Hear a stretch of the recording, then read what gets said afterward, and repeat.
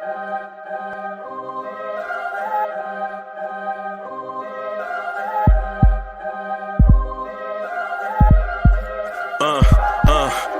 rank where the view is nothing less than phenomenal. For how I express and project from my abdominal. The only view better, both my daddy and my mama know. No living parents, my sons give me balance. My wife is my serenity, this mic is my identity. The world is foul enough, that's why I write without obscenities. Provoking danger with broken language and spoken anguish. Begging to get hurt, why would you ask to go through changes? Yes, Lord, life's a chessboard, master the angles. Control the tempo, be the one who holds the info. Acknowledge is just as deadly as machete swings. When spoken, the truth is as potent as that Medellin. While others swear the style is free, I just let it ring. Our time is undervalued, soldiers make us better kings. My fans on my shoulder, reaching after better things. Today I take the shot, for them I'd rather set the screen. My mama told me follow my dreams. My daddy told me get it by any means. Stand tall, make a bow to a king. But I've evolved, you can see the resolve. Look in my eyes when you speaking to God. Life and for those who we caught up in using what I was taught with the muse. I guess they call it proving I'm more than an artist. Penciling out my darkest while stenciling out a harvest. And storing what gets me from A to B, just like garages. Instrumental with collages. Envision what I've been drawing. Broadway to give you rhythm like the great Lena Horne. So bent on, found comfort in the storm. Find peace and on when you see them others perform. Organized chaos, I'll cast it like hey ya. Yo, party people in the place to be. What's good? It's your main man, Uncle Freezy. What's good? Y'all know me, the number one chief rocker in Knicks universe. What's good? Welcome to the Knicks Morning Drive, man. Welcome to the Knicks Morning Drive. Man, listen, man, I'm excited to be here rocking with y'all this AM. Phillips was good. White Falcon was good. I see you. Arthur Newell was good. Alfred Griffin in the place to be. Let's go. Let's go. Let's go. Coach is in the building. Man, bright and early. Will Salkin was good. Bim, bim, bim. Bim. Bim. Was good. Oh, man. Wisdom is in the building. Oh, man. Wisdom is in the building. Wisdom, let me say you something, Wiz. Wiz, let me say you something. I forgot. Wiz, pardon self, bro. I'm not perfect, man. I'm not perfect, man. I have so many things going on, man. I'm trying to juggle all these things, man. Yeah, Wiz, let me Coach, how you doing, man? Good, man. Just been getting settled into my new place here and trying to get this new job going. Wait for paperwork to finish up. Yeah, man. I was gonna say it's been a minute. Yeah, man. There was one or two nights I kind of lurked for a little bit, but then I had to just after sending my son to college, I had to state, and then coming back home, and then I had to move right away. It's a lot of stuff, man, to get back in order, you know what I'm saying? Just, a lot of stuff, a lot of stuff. I mean, y'all are one of my priorities, but I got to take care of that life stuff first. Yeah, man. Yeah, man. Yeah, it's because I do a quote just about every morning, letting everybody know, like, so let me do officially, let me do an official quote by the great American poet, Grand Poobah. Grand Poobah says, now a lot of people think this is easy as it look. Books and books of rhyme concepts and hooks. Session to session to hit the world with a blessing. Stressing and stressing, hit the world with a blessing. Bim. I think that's how it go. Right? Yeah, man. Yeah, man. It's a lot of, yeah, man. Yo, look who in the building. Bright and early, looking spry. Look at big fella. Yeah, what's up, big dog? Right now. I'm chilling right now. Good, man. How the baby doing? Oh, the baby, he gone right now. So that's what I'm looking at. That's what I'm smiling. You gotta get a few minutes to yourself. You know what I'm saying? Man, Coach was good. Coach got the beard growing. Okay, I see you. Yeah. It's a little more gray than I remember the last time I grew it. So Yeah, man. Yeah, man. Just keep hanging in there, bro. It'll get even grayer and grayer. Hey, It's not I gonna got go the other way. I got some of that. I got some of that simpler hair color stuff. I was thinking about combing it in. I don't know. Yo. I ain't trying to rock that Santa vibe, bro. 'Cause I'm a big dude. Yo.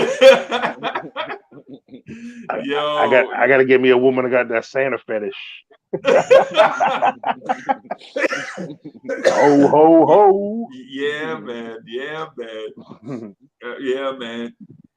Y'all doing good this morning, man? Yes, sir. Yeah, man. Man, I'm super Trying to get excited, this- bro, about this preseason schedule that's out. Yeah, I ain't really happy studied it up yet. But Okay. I'm in here talking on P5 with these dudes, and they over here just going crazy. I said, let me just get on the podcast. Y'all don't even want to talk to y'all no more. Yeah, they greasy already, bro. Yeah, they going crazy on us. They talking down on us bad, man. Oh, come on, man. Yeah, they ain't believing in our roster, so I had to just shut up and just wait for the season to come. there's always them haters, bro. Wiz. Law. Hey, what's up, They really Tom? trying to claim like good morning, Wiz. They're trying to claim like we the worst team in the East. Oh my God. Yeah, you gotta prove it And to him, then bro. You and gotta then prove look, it to him. and then their argument was that the Magic is gonna be better than us. No, Greeny, no, man. They ain't going there, right? Yeah. It's just haters all the time. We got haters on our own fan base and haters outside. They're all over the place. Yeah. Once he said we might be the worst team in the East, that's when I was just like, yeah, Yeah. it's not even worth it at this point. Yeah, now you're going just too far with it. Yeah. Orlando, bro. Orlando? You talking about don't they wear blue and orange just like us? When I told them the breakdown of what was going to happen, like how the Knicks was going to execute, well, how my Knicks would have executed on them and beat them, because I don't know what Tibbs is going to run. Right. Right. That's but they don't know what Jamal Mosley gonna run. What's Mosley gonna run for them? Do they even know the name of the head coach? My thing is that nobody in their team is going to be able to guard most of the people that we have if you put the right lineup out there. Right. Exactly. Yeah. I think they bugging a little bit. Man. Let me show this preseason schedule. I wanted to get it in a different format. I'm gonna see. Let me do this. Let me dress it up some. I'm gonna try to make it look pretty on the screen. Let me see if I can make it look dope on the screen. Maybe I can do a slide or something real quick. I'm gonna just try to make it look pretty. I think you got Magic. I think we were 2-3. 1-2 against them last year. Yeah, but the Knicks was terrible against them last year. Yeah. That was a game or two before that Thunder game too. Yeah. We lost to the Thunder badly. The Knicks was terrible. I was at the one we won when Quickley had a triple double and it was like towards the end of the year. It was like I think Obi went off a little bit. Mm-hmm. Yeah. Right. March, yeah, man. I think they bugging out a little bit, man. I think this whole thing with us not being better than the Magic is overblown. His case was his biggest factor was that Jonathan Isaac is coming back and he's gonna. I'm like, bro, what does that mean? Like, he's still not gonna be able to guard Julius Randle. Like he's something. Yeah, and then I was like, first of all, let's go through the lineup. I was like, if you put Suggs on Brunson, he's definitely not guarding Brunson. Cooked. So let's just be real. Come on. Oh yeah. And I said, now if you put my lineup on the floor that I will put out there, if you put R.J. Barrett on Cole Anthony, that's another cook. He's not guarding R.J. Barrett. Cole Anthony's not guarding R.J. Barrett. Now if you could put Cam Reddish out on the floor just to space the floor out. Now you have Jalen Brunson and Mitchell Robinson running a pick and roll action. Mo Bamba gonna be jumping out his socks every time. You can just drop it up to Mitchell Robinson for easy dunk. Yeah. And I don't even think Bamba gonna be starting. Bamba is not every time Bamba and Mitchell match up. Mitchell is dominating on this kid, grabbing all the rebounds. Right. Yeah, man. I like when they underestimate us, though, man. It's nice to come in, as the underdog and then to crush them, rather than people planning for us. They'll drop lower their guards. Either way, we got them, man. We got them. There's no way they can't match it. No, they can't. It's a little disrespectful, though. I do feel a little disrespectful for them to do that, though. Oh, I told him that. I said you're gonna be surprised when the season starts, but it's all right. Yeah, and then I had one of my other Knicks fans in there trying to make a case that the season was more of a mess up because of Julius Randle, opposite of Tibbs. And I argued back. I said, I think it was more Tibbs than Julius Randle because you got to look at the situation of what if Tibbs was telling Julius Randle how to play, and that's not the best way to get the best production out of Julius Randle. You can't blame Julius Randle for doing what his coach told him to do. So, right.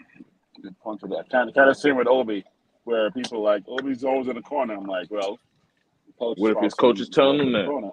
That's what I broke a different analogy to him. I said, what happens if you were closing game of a pitcher, right? What if you were closing baseball pitcher, right? And your coach tell you to throw these certain pitches, and you go out in the game, and you know if you threw the pitches that you like, you could strike these people out. But you threw the pitches he wanted you to throw, and now they hit a home run, and the game is over. Now, whose fault is that? That's not your fault. Exactly. Mm-hmm. Exactly. Yeah, because sports is a team thing, bro. Mm-hmm.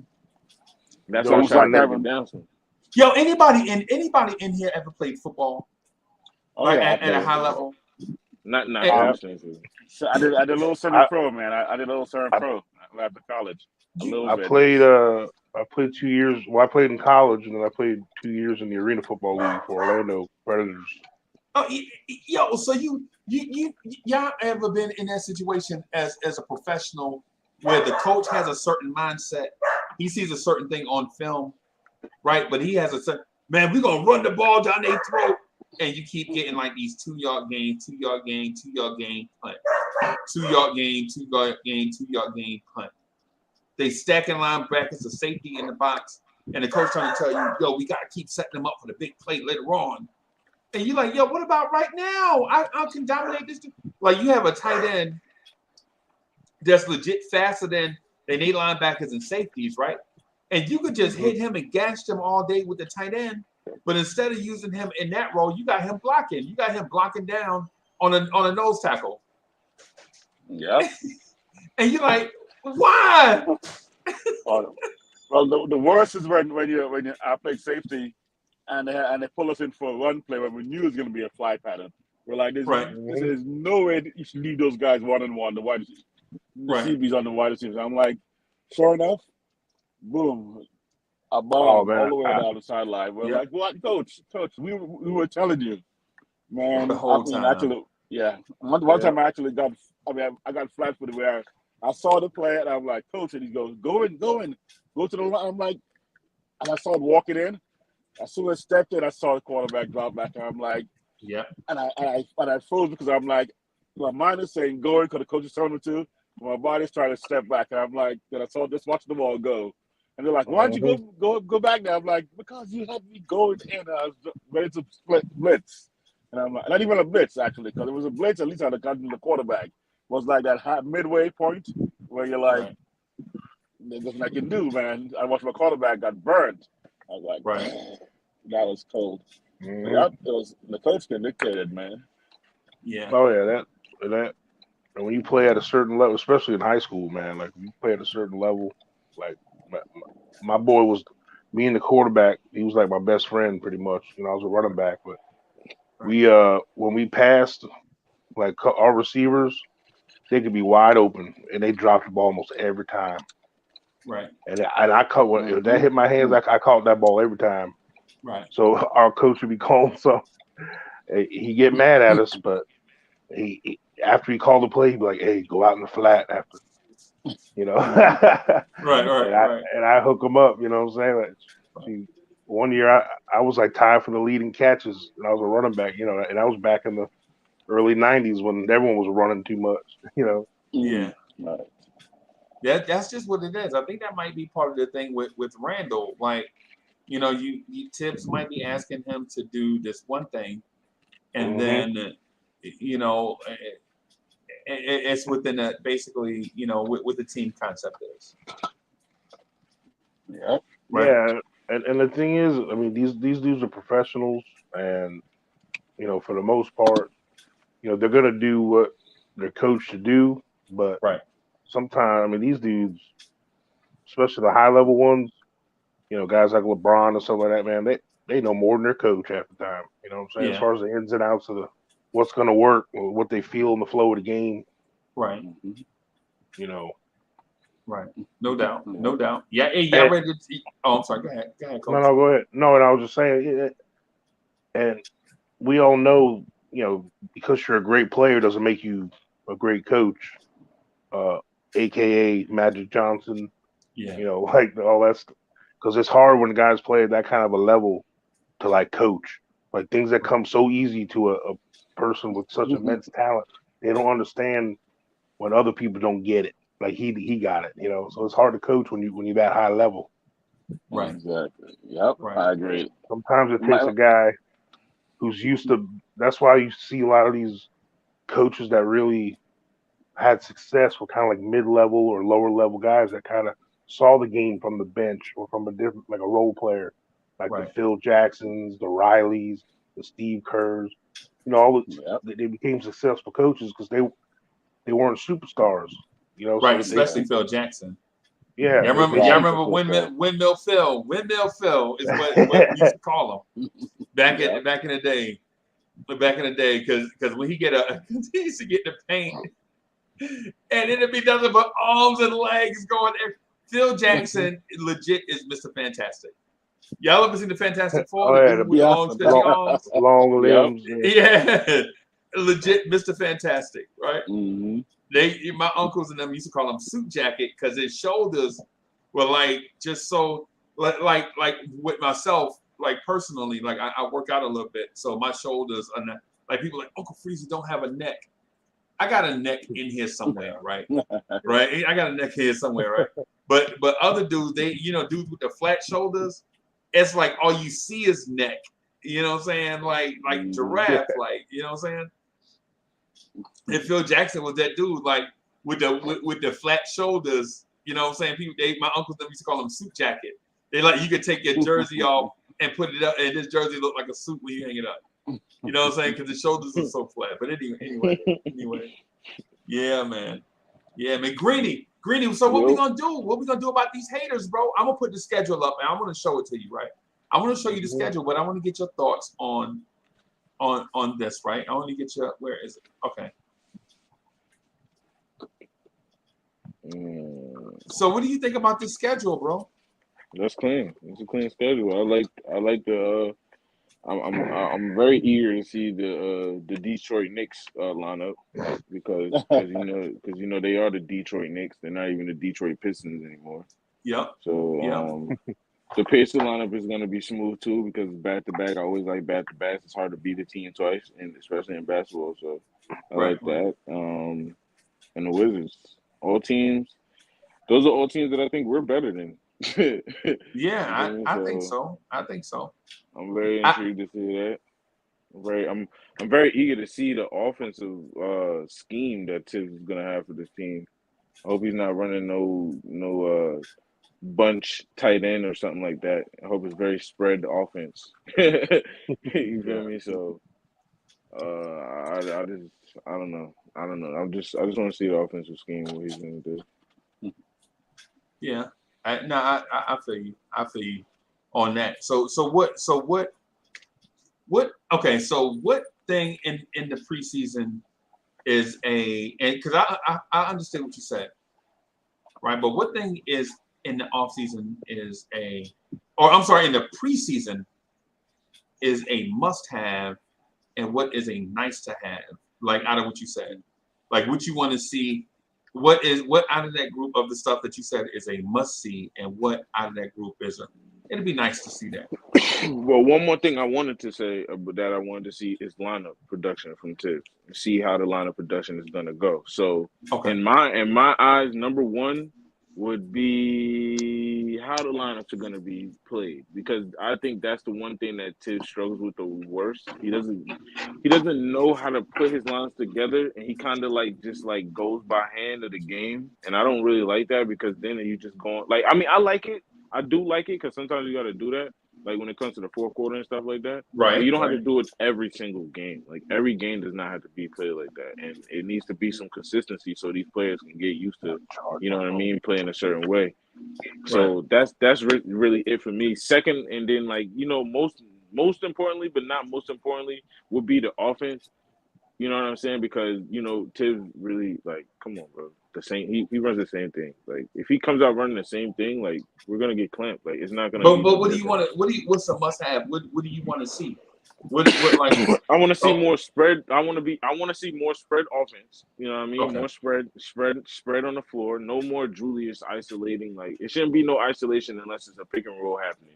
You know what I mean? Right. And they're going straight to the rack. I want to see Mitchell roll into the rack more, and I also want to see Mitchell scoring more. Like I want to see Mitchell getting the ball and at least trying to do drop steps or just getting the ball and being more aggressive, because he's not in the he needs to be put more in the offense, and that's going to open everything up more, because then the defense is going to have to collapse, and then our three-point shooters could be open, and now they're not shooting contested shots. So it's everything has to work hand in hand. It's kind of like football when you got to run the ball to open up your passing game, or vice versa. You know what I'm saying? So I just want it to be a nice spread offense, nice and spread. They just got to open it up. They need Cam Reddish in there. They need shooters out there. They need people that can get the ball and playmate to get down the lane and get into the rack dribble drive action. It's going to help the Knicks be successful in the next season. So, salute to everybody on the panel. Hard Will, Yeah, Big man. J Boogie, the closer. J Boogie in the building. You feel me? Hard Will in the building. What's good, y'all? Have we talked about who are some other guys we possibly bring in, whether we get Mitchell or not? I would like to get to that, right? Let me finish this thing up with this preseason schedule. Jay, salute. It's good to see you. Hardwell is in the top building. Top of the AM, my brothers. What's good? Well, that's that's what I was thinking about with the preseason. That has to be done before preseason starts. What do you think? Right. Definitely before the preseason starts. But I think there is going to be a flurry of activity after August 1st and before preseason starts. Right. Because after August 31st, I think you can start trading some of those players that you acquired at the draft. Right. Right. And so with that said, I think you'll see teams. I think there'll be a flurry of activity. Basically, where we are is the calm before the storm. Mm-hmm. Right. And I think once the storm starts, there's like Prodigy said, there's a war going on outside. No man is safe from. You can run, but you can't hide forever from these streets that we done took. You walk around with your head down, scared to look. You shook because they know, and y'all know because ain't no such things as halfway crooks. yeah, man. And so I think August 31st. R.I.P.P. Yeah, man. No doubt. Queensbridge in the building. No doubt. Queens get the money. Get the money. Shout out to Queens. Shout out to the X. Shout out to Brooklyn. You know what I'm saying? Shout out to Staten Island. You know what I'm saying? Shout out to Jersey, Connecticut. Shout out to everybody everywhere, man. Repping our team. Right. Mm-hmm. I would say there's going to be a flurry of activity. Now, in terms of major moves, I don't think there may be many of those.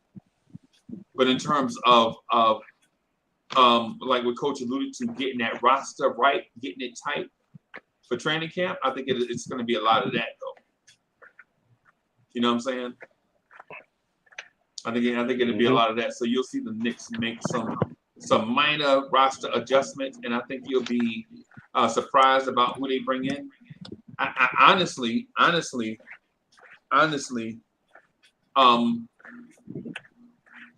would like dudes I would like some veterans that complement the young guys.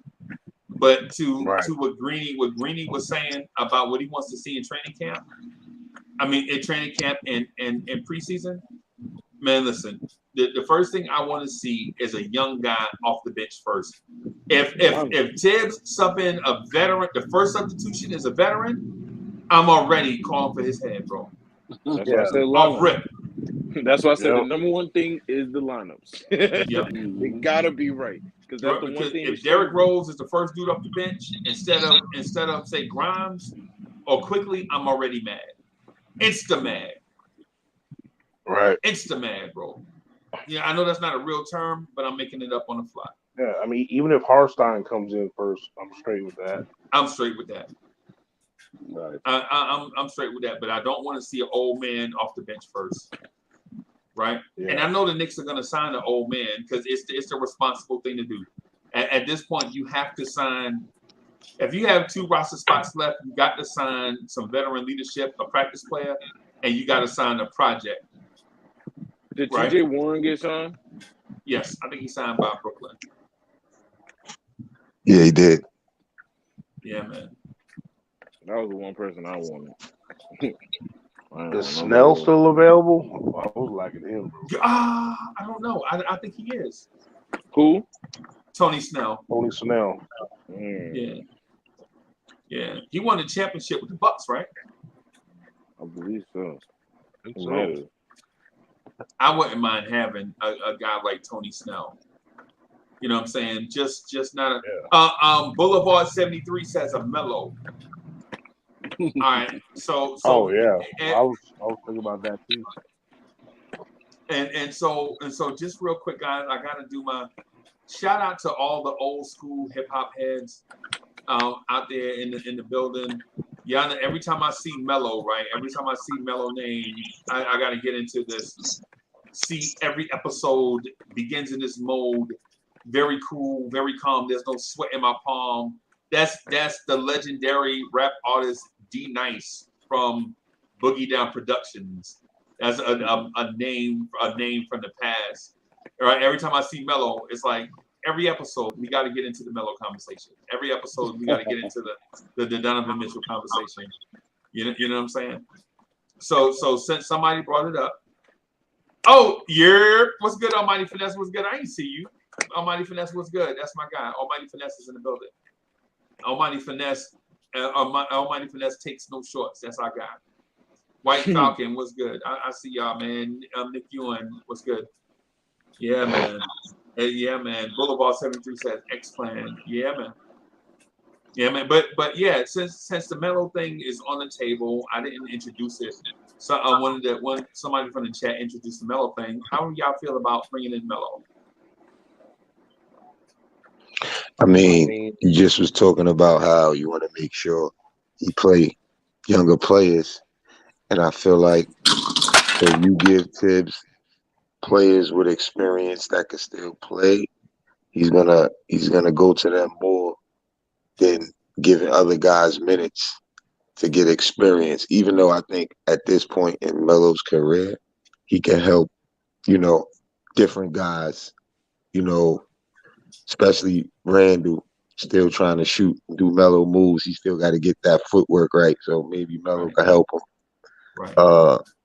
He can help on some parts, but I think it's more concerning of the coach with Melo on the team, because it's how funny you just was talking about.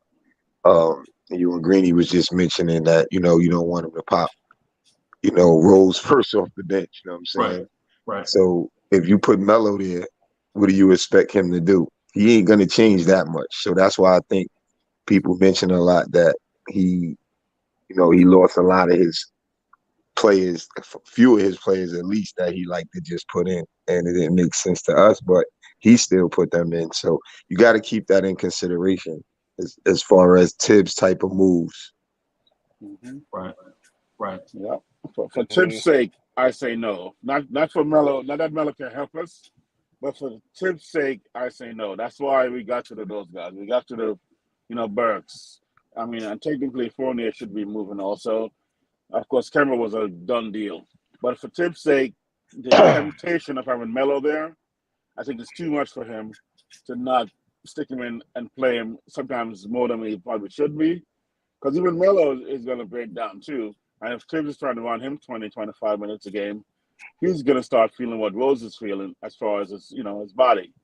I mean, I think Melo can help us, but because of Tibbs, I would say let's let Melo go. And I want Melo to get a ring. Let Melo go get a ring somewhere. So why don't you just go, I don't know, to the Bucks somewhere.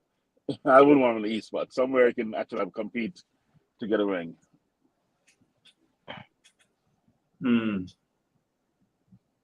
I appreciate that, man. Shout out to everybody, man. Everybody on this beautiful Monday. I hope it's beautiful where it is, where you at. I hope the sun is shining. If the sun ain't shining, open your door and stick your face out there and let your face shine. Look in the mirror and see how beautiful you are as the people. You know what I'm saying? And it comes to Melo. I only want Melo on this team, like if we get another killer on this team, you know what I'm saying? So he won't have to have in his mind frame, on flashbacks to think he'll come kill and all that. But Melo can be used in a lot of ways with the Knicks, only if he wants to.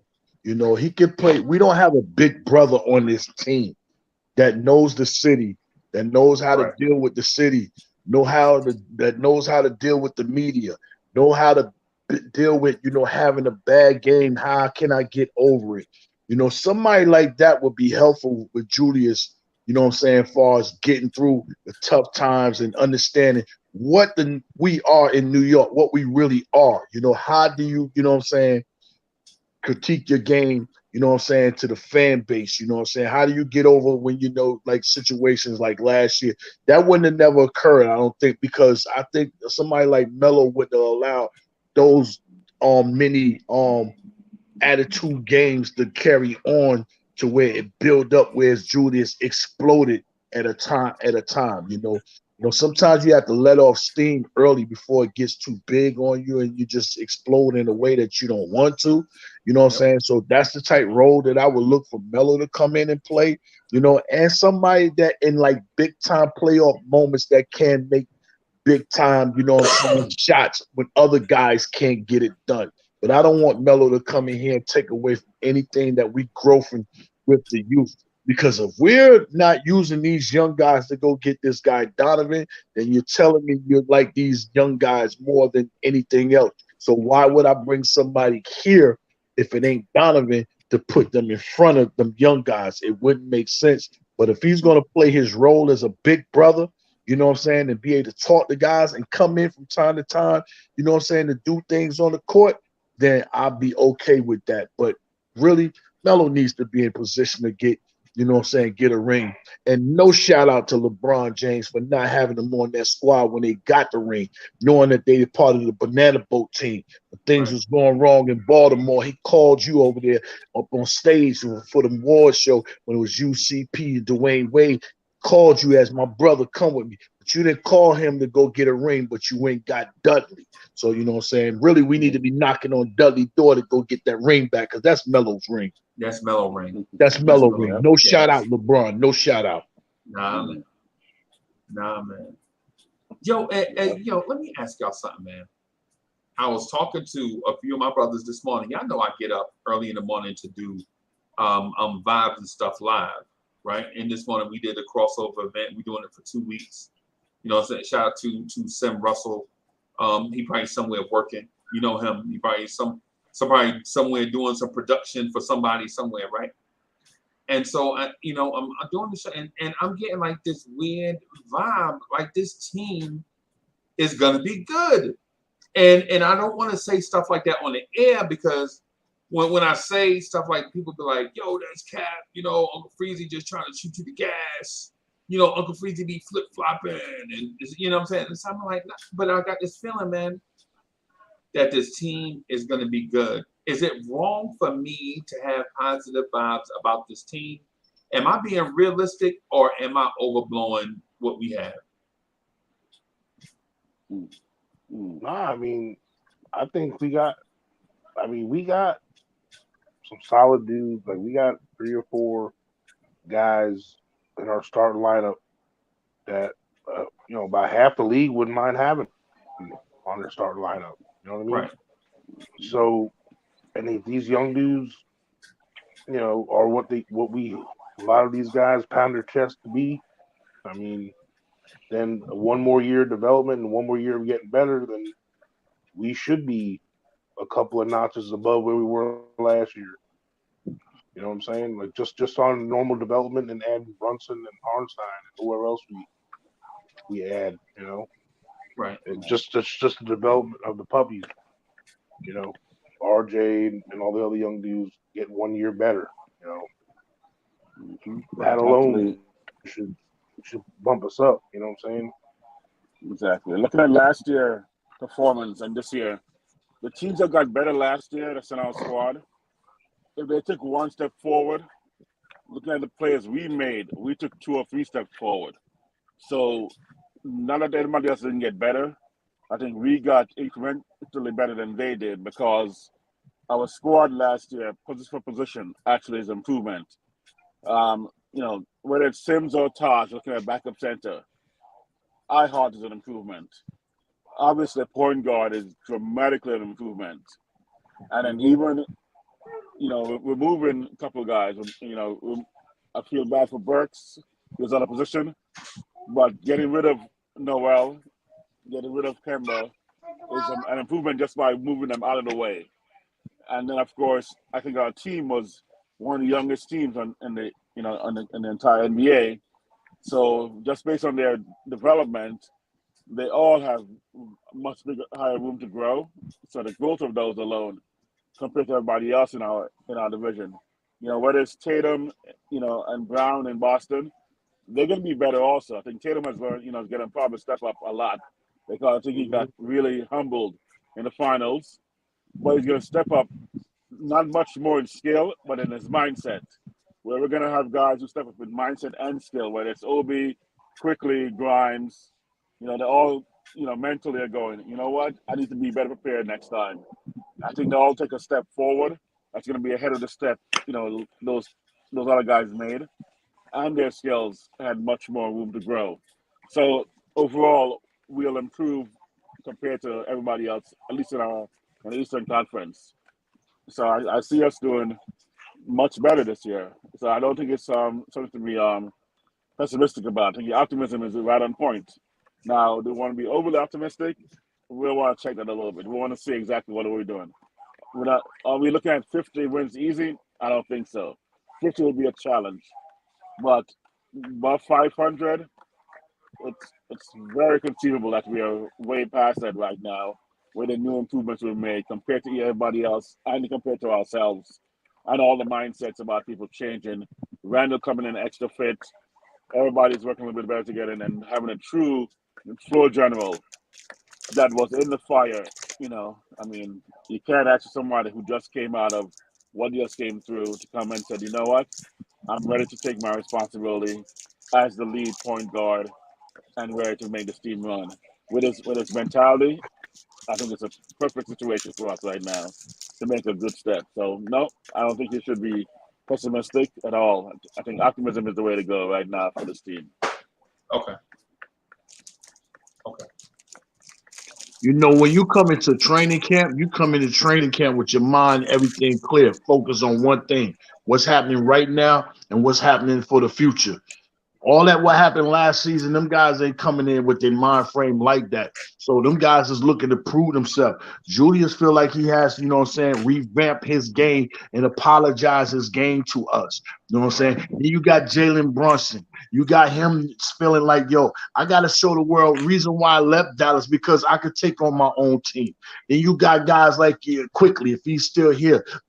Van Dam, not Lionheart, wrong bet. You should have bet on me. I got something I got to prove. Everybody on this team has something to prove. So you should feel like, you got coming in here, we got some momentum going on in here. So therefore, no, Freezy, you don't have no way of be feeling wrong about how you feel about is the team going to be good. I feel myself that the team is going to be good because it has something to prove. So I'm going to feel like that too, because I know you don't go in the cap talking about, we're going to lose. I ain't going to go on the podcast before the season start and be like, we ain't going to be nothing. No, I'm motivated. I'm ready to go. I'm excited. I'm ready to see these guys. You know what I'm saying? Then, I'm ready to go. All I need is one thing. You see it, Donovan. You see it. We back on Christmas, Donovan. What you looking at? I don't think you never played on Christmas Day. And if you have, you sure ain't played in the garden. Tell them people what time it is. You know how that building's going to be? It's going to be electrified. I'm about to get ready to go shave. I wasn't going to shave and do nothing until I got some breaking news. I got that. But before I go anywhere else and I forget, I got to give a special shout out to my brother Hard Will, because he's just like Freezy. You know what I'm saying? See, when you got a chance to meet some of these guys that you rock with on a podcast, you know what I'm saying, and you can rock with them physically and dap up, hug, and really talk with one another, it's a beautiful, beautiful feeling. So I got to salute that brother, you know what I'm saying? I had to move up in New York to bring him back in Carolina. So I had the opportunity to make sure I stopped and see one of my brothers. If it ain't in New York, it's on the way back from Jersey. I stopped by and see my brother. He took me in. He took me and my family. He took me in with his family, knew I was tired. He offered me shelter, everything, you know what I'm saying? Stay here with Milk, me, Boogie, you know what I'm saying? Man, shout out to Hard Will, my brother right there, man. Got to give him flowers. Got to give him roses. Got to give it to him. You know what I'm saying? Same way with Freezy, you know what I'm saying? When we met up, man, it ain't nothing but a beautiful feeling when you get a chance to meet some of these brothers that you talk with, you build with, you know what I'm saying? You debate with, you critique with, you know what I'm saying? You disagree with, you agree with, you smile with, you have bads, then you turn them into goods. Those are the brothers that you rock with each and every day. So I wanted to give my brother some flowers and let him know, man, I had a beautiful time. You know what I'm saying? Them three hours that we rock with was beautiful, man. That's you just the person I thought you was on top of these screens, but even better in person, man. So I wanted to shout out how all the brothers I don't met personally, man. I got a list of guys that I don't met, and I got a way bigger list of guys that I want to meet. You know what I'm saying? When the timing is right, man, I'm gonna meet some of y'all brothers, man. Yo, I appreciate that, Boogie. You already know, man. Anytime you in town or when I pass through, I'm gonna pull up on you. You know No how doubt. to go. I appreciate that, man. For real. No doubt, Boogie. Yeah, man. Hey, J Boogie, is Hardwell really 7 foot tall? I need to know this, bro. You see me in the picture standing up next to Boogie. I'm like 6 feet. I ain't short. I'm gonna tell you, Hard Will look like a bigger version than Kenny Anderson in live footage. That's what I thought. A bigger version. You know what I'm saying? Same crafty, same game, just a little bit bigger, man. And probably a whole lot more better as a person than Kenny. Yeah, man. Shout out to great Kenny. You know, Yes, Queens get the money, man. You know what I'm saying? And I'm a lefty too, so you know I stay in shape. I may be older, but I stay ready. So that's right. You know, we stay in the gym. I stay playing with my team. Let me shout out my team. Team Hardwell had a good weekend. It was 2-1. I actually ran into somebody, one of the guys that follow us and follow the show, and at the game, and he came up to me and was like, "Yo, Hardwell, you know I love the show or whatever." So if you're listening, bro, it was nice meeting you as well. It just go to show when you're doing something, there's people out there that really rock with you, and you know they embrace you in real time. You know what I'm saying? I was just coaching, you know, at the gym. My team had a game, and we happened to play against his team. He said he was filling in for his cousin or somebody or whatever. But Team Hardwell was 2-0 that day. You know what I'm saying? Right. He just was like, "Yo, Hardwell," and I was like, "Yo, that's real." You know what I'm saying? And I think Freezy told me one day, you start walking around and people start to just say, "Yo, Hardwell," or like they know you from just talking on the shows and stuff. Right. You don't see. And I was like, I thought about that, and I just wanted to say, man, anybody doing anything, don't let nobody take you off your square. You know what I'm saying? Right. Just keep working, because you're gonna have haters and you're gonna have supporters. So just always be positive and keep grinding. You know what I'm saying? Now, as far as my take on the team, I love the fact that we got a point guard finally, and you know I break it down all the time how, you know, having somebody with the ball in their hand that could really be a threat is very important, because then you don't have guys that been taking the dribble load on that's not really ready for that. And when you know the game, you see when you looked at RJ, even Julius, they was trying to look like they was ready for that, but they really wasn't to me. So I feel like now with Brunson at the point of attack, having his man, you know, backing up, trying to guard them, help defense come. It's going to give other players an opportunity, to play in the position that they really supposed to be in. You know what I mean? Put Julius down where he's supposed to be. RJ could get some more shots in rhythm or in position just to finish and not really just creating. Um, I heard Greeny mention about Mitch. I think that's a fact. You'll see that when you have that point guard too, how many easy buckets Mitch is gonna get as well. Right. And as far as the team in the whole, I see they say like we was decent in defense and stuff like that. I don't know, like, cause it looked different when you watch the game. So I just feel like guys got to be able to keep their man from steady putting pressure on Mitch and then paint, and then that changes the dynamic to me. I seen that a lot last season. So we need some great on-ball defense on the wing, and in general, you know what I mean? I'm not saying that Mitch ain't gonna be there to hold it down because he's been doing a great job. You just got to look at that part of I think why they signed Mitch back. But and Tibbs even said it too. Like he's such a people don't want to go in there and really play with Mitch. You know what I'm saying? But you got to have better help, better guys keeping their man, so he don't got to keep leaving his man to help his teammates so much. But that's my take really on it. Like they're gonna be all right. I'm not gonna get ahead and be like, you only added one player. So it's players that we saying is gonna step up this year and be, better, or that I gotta wait and see. You know what I'm saying? Because it's hard to say what they're gonna be, and they gotta get chemistry. And a lot of guys didn't get a chance to play through their mistakes last season, like Quickley and Obi. So they still gonna need time to really do that, to be as good as we want them to be. So I'm just gonna wait and see. I'm not getting too ahead. I know they're gonna be better because they got Brunson, and that's my take. Right. I mean, I want to stop in there. iHeart. I gotta give him credit. We got two players, Hardwell. I gotta give iHeart his props. Especially with EG 14,000. I mean, I don't know about iHeart. I'm not like the guy that keep coming up here saying he's gonna be an all-star and all that. I don't know him. I know he's decent, but no, I'm just saying. I still want to represent him as two no. players. I just was mentioning what I think is gonna make us better. And you're right. I should have said him as well because he will make us a little bit better because he stretches the court. I do know a little bit about him, but I just didn't get a chance to really watch him as much. That's all. But you're right, Sarge. He's definitely gonna help us, and that's basically what my point was.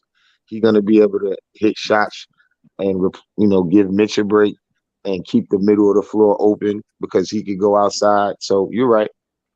All right. Yeah.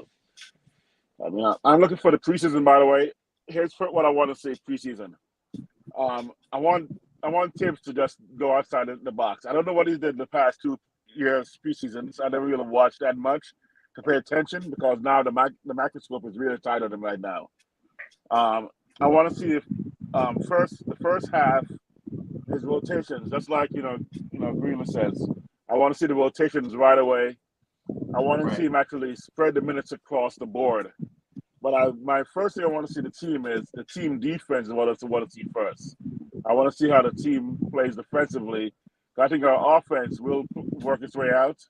But if they can get back to Tibbs, getting his guys in the Tibbs mentality on defense, and we have Indiana and Detroit, and have those guys hold them on to like 95 points in the preseason, that to me would be a statement that the Knicks are coming for something. They're not just coming to just explode and just become that Antonio type team or or Showtime. I want us to walk out there and just know we're coming to lock you down defensively. Then our offense will speak for itself after that. That's what I'm looking for: a strong defense with rotations. And I think the main reason why Tibbs should focus on the lineups is because if Tibbs is focused on the rotation of the players and getting the young people in the game, then he can evaluate the players, and then we can figure out who needs to be on the team and not, and who needs to be traded and sent off to get who our star is, or who needs to just be taken off the team to just have more playing times for other guys to get to their potential. So that's another reason why Tibbs needs to focus on the lineup. I think Tibbs is not doing that because it's like if you got a job, right, and you didn't come in really doing that, and now you don't have that much time to do what you got to do. How can you go to that now? You know what I'm saying? Like, I agree with you on that. That's the problem. That's the dilemma. I feel like he's not going to do that. we need a coach that's going to know he could do that and going to be there. Because now it's pressure. And you can't knock him for going with what he expected to win with. Because if he get the win, they're going to have to give him credit for the win. And that's when you say it's all about winning. And that's when they judge him. But like I say, you can't lose and not develop properly and build for next season. Because before you know it, next season is here. And the same guys got to make the same mistakes you could have let them make last. You know what I'm saying? So, you know, that's the dilemma, bro. For real. I'm pushing for Tibbs to get moved up into the front office and let Johnny Bryant come. I'm so serious. I agree with that. But that's just the way to keep him doing what we really need him to do. Because I think he would be better at just recruiting players. Like, you know what I mean? Like, just put him in a different. You know what I mean? Like, I mean, I don't even know about recruiting because he brought in players that he don't even play, so he don't even believe in his own recruiting. But I think he might just need to be a defensive assistant coach, but just be a front office person as well. Like, I mean, if they love him so much, put him in the front office. Just if you love him like that, I'm saying, if it's not for the betterment of the team, then we gonna see. Because I look at it like this: the best years for Thibodeau is when he was a defensive coach for Doc Rivers on the Boston Celtics. Like, no, I don't think that's his best year. Because remember, he do got some good years with the Bulls. I was gonna say he do got good years. He got some good years, but he won a championship as a defensive coach. No, I know that. You know what I mean? So it's like you gotta remember the track that team was on. D Rose got hurt. I love D Rose. D Rose is my favorite. But he had a perfect team, though. He had everybody that fit. They were giving the Heat hell, bro. He had the best team. Like, the matches was crazy.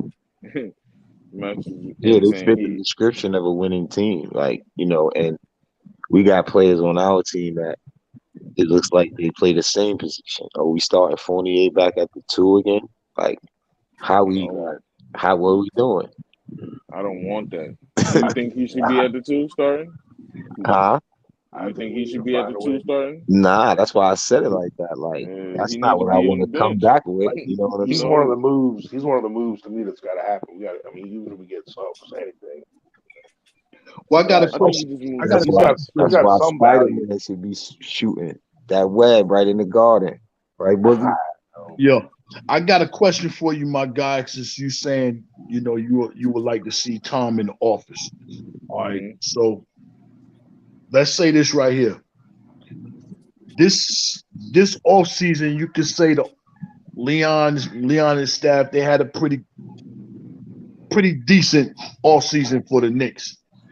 But if we was to go and grab Donovan and bring him over here right now, then you probably could say we had the best off season out of the league because we established a major backcourt. So if Leon can get that done, and you say you wouldn't mind seeing Tom up in the offices and old boy taking his spot, who are you replacing? Leon together. Who are you replacing? In the front office? Yeah. Good Tom. Wow. Good question. Are we gonna do we have to replace or can we just add it on the bench? Well, they might add like a consultant kind of position. I don't think they necessarily have to take somebody else. Yo, just real quick, I need to say something to Wisdom real quick. Wiz, don't you never send me something this good ever again, bro. I'm up here eating. I'm quiet as hell. How I'm on the internet, bro? I'm on the internet. Freezy all quiet, just chowing. I'm quiet as Yo, and he was smiling. It wasn't like about the take. I'm like, what is this man? All I heard was that rapper rattling and then quiet. Yo, Yo. what's it about the taste? know the It food just good smell when like you what's so quiet. funny? Like you Yo, let me show. I'm gonna show y'all something, right? Oh, man. So Wisdom's Wiz has her own vegan dessert company, right? Mhm. And This is so Wiz. this is the rapper, right? Yo, I was doing like this while y'all wasn't looking. While y'all wasn't looking, I was like, the rapper, bro. The dessert, y'all know I'm I vegan, did hear right? something crackling. I Yeah, didn't know yeah. what it was. Yo, I heard Crackling. some. Oh, I heard man. some rumbling. I'm Wiz like, Appreciate that, man. somebody mic or somebody eating something on the low. Breezy smiling bro, like he ain't doing nothing. So you know bro. that's the flip side to Freezy saying, "Yo, why you trying to play me and then send me something more than what this is?" And that's what Freezy really telling you. They Wiz, sent me you the should have whole sent more. joint. They sent me a whole joint full of goodies, man. Yeah, I don't know if y'all can see this, but they sent me a whole joint full of goodies, right? Because they know I'm vegan, and I had a conversation with them yesterday. Just us being ourselves, right? You know, what I'm saying, just us, just kicking it, bro. Wisdom, look, man. Yo, y'all got to get this out to the masses, bro. Hurry up. Wisdom, you need to get Wiz. I'm gonna just say this to you, and I'm being respectful, right? You need to get your ass out of that car and make this company global, bro. Right now, get these desserts out to everybody, bro. It don't even taste vegan. I know. I'm going to wholesalers right now, so I'm in the car to go to wholesalers because I'm her delivery driver. I go to wholesalers and I pick up her products. You know, she only goes organic, mostly organic and vegan stuff. And man, she gets reviews from people walk up and be like, "You lied. It's not vegan. This is not vegan." Actually the motto of the company says, "Tastes too good to be vegan." That was made by me because I love Haagen-Dazs. And I love, I can name desserts. I can name off desserts. And I was having Haagen-Dazs one day, and I had some some little Debbie's cake or something. And she's like, "Put that down. I just made some, vegan ice cream and vegan desserts for you to try." And I threw that Haagen-Dazs away almost. I didn't throw it away. I can't throw it away. I can't throw food away. I'm Jamaican, man. We don't throw away food. We gotta finish our food. I understand where you're going. Yeah. But I took up like, this tastes too good to be vegan. I was like, and I haven't had Haagen-Dazs since. I've only eaten her ice cream and her cakes and cookies because it tastes too good to be vegan, man. I still gotta watch her make it sometimes. Yeah. You gotta have her make a little THC version of them too. Still be vegan. Now you talking major bank. Yeah. So most of the local restaurants around here, in LA and the Four Seasons Beverly Hills, they have her products through the Four Seasons. But only for Four Seasons you gotta pay like what, $700 a night to taste her food. So we're like, okay, that's a hard sell. But when you go there, I appreciate it, man. Freezer, thanks. I let her know, man, because she loves the people. Man, you thinking meat for eating? What kind of deal is that? You got me intrigued. You got me intrigued now, Freezy, because I'm low key vegan too. So I might have to go ahead and get that. Go to the website, bro. Go to the website, man. Listen. You might have to drop that. You got my info. Go ahead, send that right on to me. Yeah, man. Bro, and listen, man, I don't really do the product push online because Knicks fans come here to see Knicks and talk Knicks, right? But y'all was talking, and I want to jump in like double dutch, but then I'm eating too, and I'm like, man, screw what they talking about right now. You know what I'm saying? So shout out to Wiz's Wiz, you know what I'm saying, for the dope, man. Look, man. Yo, bro, appreciate that. This is great. Nah, man. No, I appreciate that, bro. I appreciate that, man. And on the humble, bro. Yo, listen, man. Yo, come on, man. This is crazy. This is crazy. Yo, this is crazy right here. But anyway, I'm sorry, man. But y'all know how I am. Yeah, I'm gonna just be real with everybody 24/7, bro. I can't be that fake the thing dude and try to be something I'm not. The only thing I can be is myself. You know what I'm saying? So when I was sitting here eating, I'm like, that's good as hell. And no, I'm not sharing. For those asking, I ain't sharing that. So, but anyway, Greeny, I didn't mean to cut you off, bro. I didn't mean to cut you off, man. But listen, man. No, that was Boogie that was talking. Oh, my bad, J Boogie. My bad, J Boogie. My bad, J Boogie. Oh, no, I was done. I ain't trying. But man, But I don't know what the move would be, J Boogie, on that. Like, I don't know what they would do in the front office. If, like, I wouldn't want to replace Tibbs with Leon Rose. Like, I would just try to get rid of somebody else and just put Tibbs in their position. You know what I mean? Somebody, you know what I mean? But other than that, like, I think Johnny Bryant would be better for Donovan Mitchell if he's here anyway, because Donovan used to work with Johnny Bryant, so that would work out in our favor. So moving Tibbs in the front office would be something I would want to do if Donovan's here. And Walt Perrin too. Walt Perrin traded up in the draft with the Denver Nuggets to get Donovan Mitchell. If y'all remember, Donovan Mitchell was on the clock when Donovan Mitchell got drafted. I think he wore a Denver Nuggets hat on the stage. If we remember that, and then but the Utah Jazz traded for the rights to Donovan Mitchell. Mm-hmm. Can y'all imagine that, a backcourt of Donovan Mitchell and Jamal Murray with Jokic?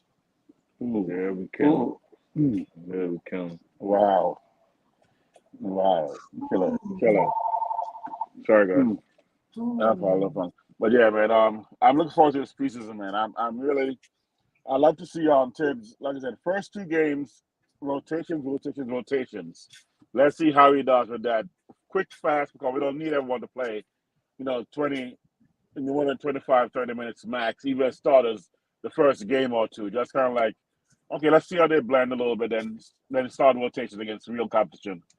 And then by game 3 and 4, then you start the lockdown, the long-term setups.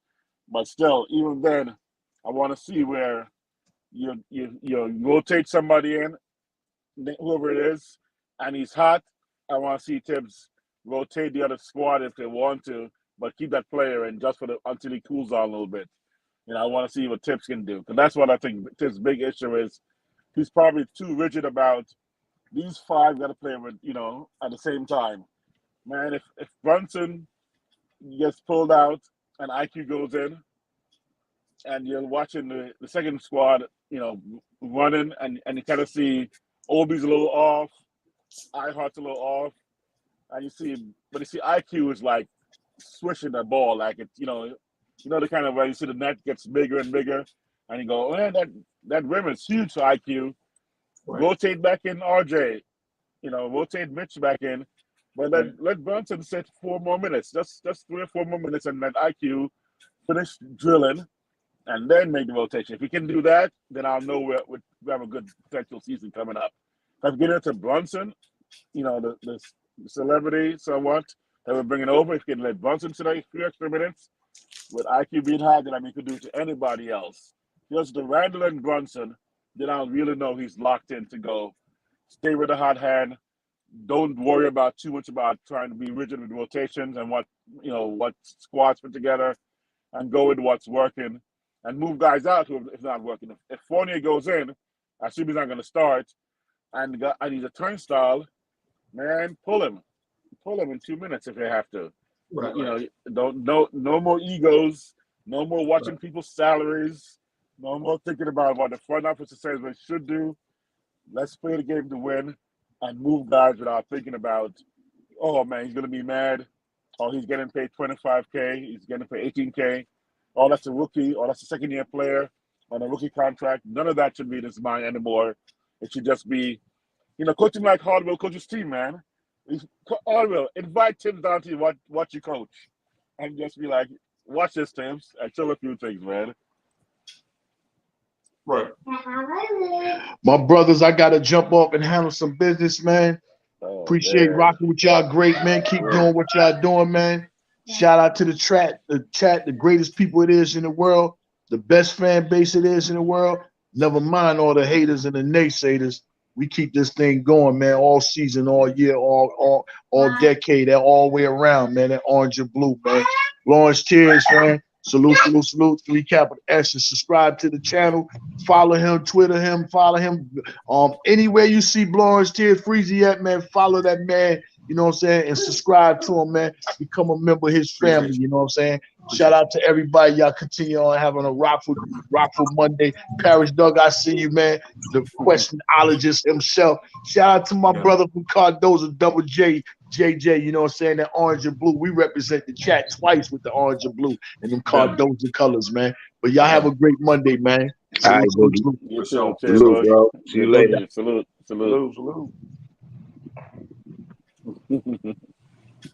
Yeah, man. Wiz, I can't believe you had this a secret, bro. Oh, That boy is still munching over there. Yo. Oh man. Yeah, what was that? Is it green? You're gonna try the vegan also? Yeah. My mom, she's a big vegan. She does everything organic. She just cooks all organic. And what made me do it is my mom told me, she said, here, Steven, try some kale. So I said, kale? She said, just try it. When I ate that kale tastes just like collard greens. I said, I could do this. Yep. Yes. So we good. Yeah, we in there. I said, we in there. We can do this. So yeah, that's what she made me. She started making me a whole lot of dishes. She showed me how to go like to blaze pizza and make a nice pizza that's still healthy for you and stuff like that. Right. So yeah, my mom, she's legit. She and she does the dessert. She's nasty with the dessert. So yeah. All right. Well, I'm the freezer. I'm drop me his info and I'll drop a little package. Sorry, I can't tell you all the good stuff, brother. I'll definitely try and buy for real. I definitely will. Hey, when we get together, because we doing the draft. We doing the draft tomorrow. Oh, okay. Are we doing the draft tomorrow? We all be on the screen together, bro. And Greeny can drop his stuff right now, or one of y'all can drop that thing in a private chat. You know what I'm saying? Okay. Yeah. However y'all wanna link up. But listen, tomorrow, everybody, we are doing our 3rd annual NBA fantasy draft with all these so-called smart guys and these strategies can get together. And I say so-called because I'm ribbing them, I'm joking with them, right? We are gonna do the all-time draft like we did last year. I think one of the biggest takeaways from the all-time draft is you forget how many great players there are in the NBA, right? Or that have played, and you forget how good some players currently are playing compared to their contemporaries. Like, the reason why we do it is to get some perspective of like how good Julius Randle is, how good Steph Curry is, versus players that played the game. Like, is Steph Curry better than Rod Strickland? You know what I'm saying? Is Julius Randle better than Charles Oakley? You know what I'm saying? These conversations that we like to have. So stay tuned tomorrow for that. I'm gonna do the thumbnail later on. Right? What time is it? Game time. No, I'm just messing with you. Now Tuesday at 8:00. Tuesday at 8 p.m. Cool.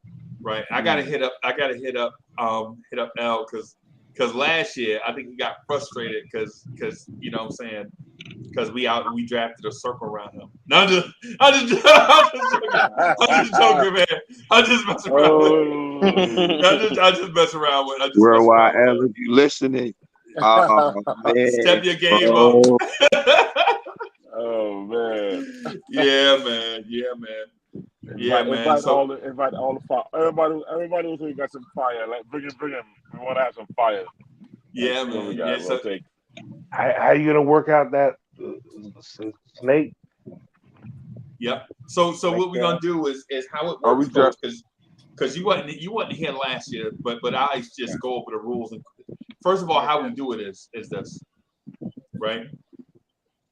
We have at 8:00 on the dot. We make sure that all 10 teams are accounted for, right? And then once all 10 teams are accounted for, we do a draft lottery at 8:00. A draft lottery, right? So everybody in the thing is wanting to have the number 1 pick in the draft, right? So it's like build some or drama. number 10. I like number 10 too on the snake. Well, yeah, because the difference between Michael Yeah. Jordan and say who would go number 10 in that maybe draft? Giannis or somebody. Yeah, coach. I don't know, coach. You gonna take Giannis that high? No. I mean, I don't know. Not gonna take him. Take him. Well, no, I don't know. If it depends who's left, who slipped up for him. Yeah, because when you start talking about the greatest of the greats that play the game, right? Are you gonna take a Giannis over, say, a Dr. J? Ooh, I don't know. I mean, I get caught up in the nostalgia of Dr. J, like, with all the highlights and all of it. Man, when you really look at game for game, pretty, I don't know. Because Dr. J wasn't the greatest outside shooter in the world. No. Long Island finest. Yeah, don't get me wrong. I love me some Dr. J now, but and he didn't have the greatest handles either. Yeah, I mean that's a good comparison. Don't get it twisted. That boy come through him. Oh, but he will yam on your neck. Exactly. Boy, cradle right over your head. Yeah, and Dr. J didn't. And unlike Giannis, where you got to space the floor for Giannis, you have to space the floor for Dr. J because if Dr. J got and Dr. 4 J inches a day like he's dunking. Yeah, what he was doing when there was some killers trying to take your head off. Yep, exactly. Oh back yeah, then. like this in the paint. They had them goons back then, man. Like hockey. Cradling around them. Just think about it. He just cradling around them. Yeah, they had them. That used to be a thing in basketball back in the day. They had them basketball goons. Yeah, you know, in hockey they got the dudes that fight. Get on. Yeah, the enforcers. They had that in basketball back in the day. Yeah, like the Samuelson brothers. Like Samuelson and all of them. You remember them? Yeah. Yeah, man. I know. Rick Mahorn alone was a goon. Oh yeah. Lambeer, Mahorn. Lambeer. Oh, what a man. But so we're gonna do that. Yeah. Okay, go ahead. So we're definitely doing that tomorrow at 8 o'clock p.m. Right? Yeah, that's gonna be definitely fun. We drafting the whole 12 or 15? 12. Yeah, man. Yeah. Because what we did last year is we looked at doing 15, but by that time, Cats was tired. So I have one question now. Who wants to be second place? Who's going second place? I ain't gonna lie, I'm well prepared for this because me and my friends used to sit in the house and play 2K with all the players in there and just do that. So you're playing in second place then, right? Yeah, I don't care what place I get. I'm well prepared, baby. Oh yeah. Sir, it's first, so you're gonna be okay. That's why I know who's going second place. Right. The number one Chief Rocker. He's going second place? Okay. All right. Really showed us the Michael Jordan. Young Dr. showed us the Michael. I mean, the short 76ers. I mean, Dr. J's slam dunk. But you ever saw the one under the rim, on the basket? He spun the ball 360 in the air. Still in the air. Oh, that was, man. And all the players in their prime too, right? It's gonna be all the players in their prime. In their prime, yeah, in their prime. In their primes, yep. In their primes, right? No injuries, no none of that. Yeah. Right. The only player we won't get in their prime who draft him is like Manute Bol, because Manute was like 40 when he joined the league. And he just slid in the 40-year-old virgin, the 40-year-old rookie. Yeah. Exactly. Yeah. But yeah, man. So we're gonna do that tomorrow at 8. Have some fun with that. But I just want to get back to the point that Greeny was saying about the Knicks and this preseason, man. What I would like, it's highly unlikely that they're gonna move Tibbs, even though that may be what some of us want. I think what we'll see though is Tom Thibodeau early on try to do some new stuff, but he'll do it with a short leash. You know how some people try to do new stuff, and then if it don't work right away, they revert back to the old way they was doing stuff. I think that might be what Tibbs does, but what I would say to that though is I'm less patient this year with that than I was last year. right? Because I could be patient. And last year I was patient. I was like, let's try it. They're coming off of playoffs. Let's just. This year I ain't gonna be able to do it. I'm not gonna be able to do it because I don't have the patience for throwing away seasons. Listen, man, you can't throw away these kids. Either the kids are gonna play or they not.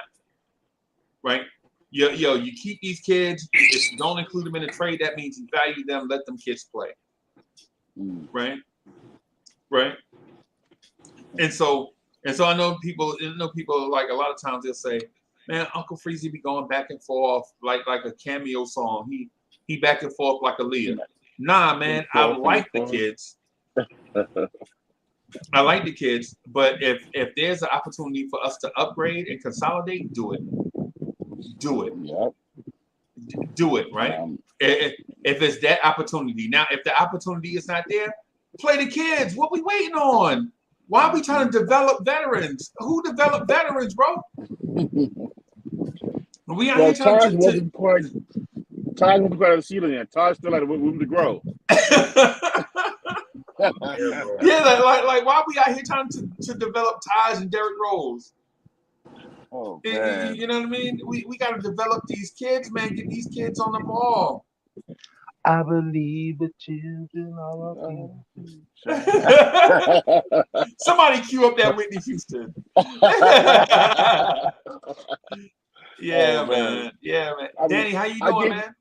Danny, what's up, youngster?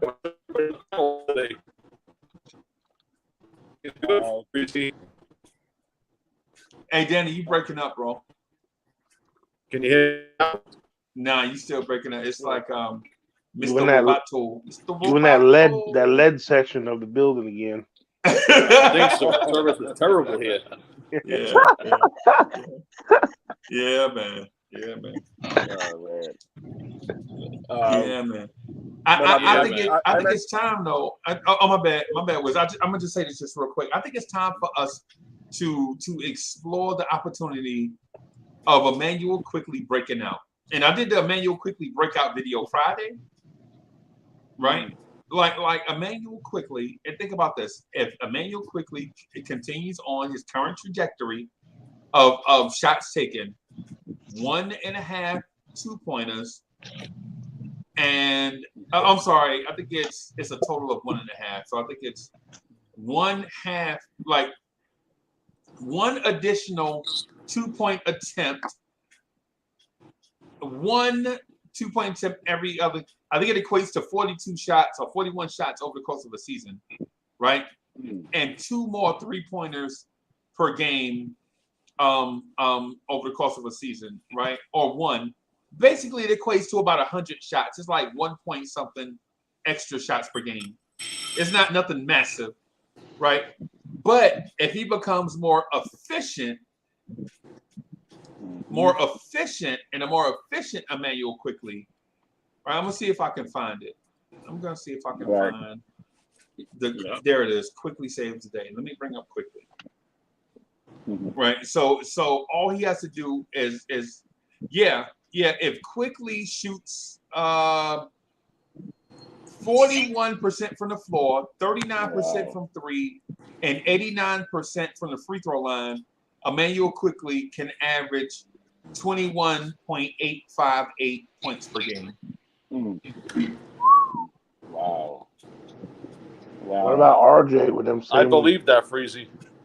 Oh, I didn't do RJ yet. I only did Quickley. I only did Quickley in the young core breakdown, right? Yeah. So I got to Emmanuel Quickley first because I even though I love RJ, I think Quickley is slowly rising up the pecking order of being my favorite young Knicks player. I don't like him more than I like RJ. I love RJ Barrett, right? But Emmanuel Quickley, I think, is the X factor. Whether we get Donovan Mitchell or not, I think the Knicks season hinges on the breakout of a third-year Emmanuel Quickley, right? If Emmanuel Quickley shoots from the floor average NBA numbers, like 42, let me see. Let me bring it up one more time. If Quickley shoots 42.5% from the floor, 40% from three, that's not average. That's not average. That's way above average. And 90% from the free throw line, that's about his career average, right?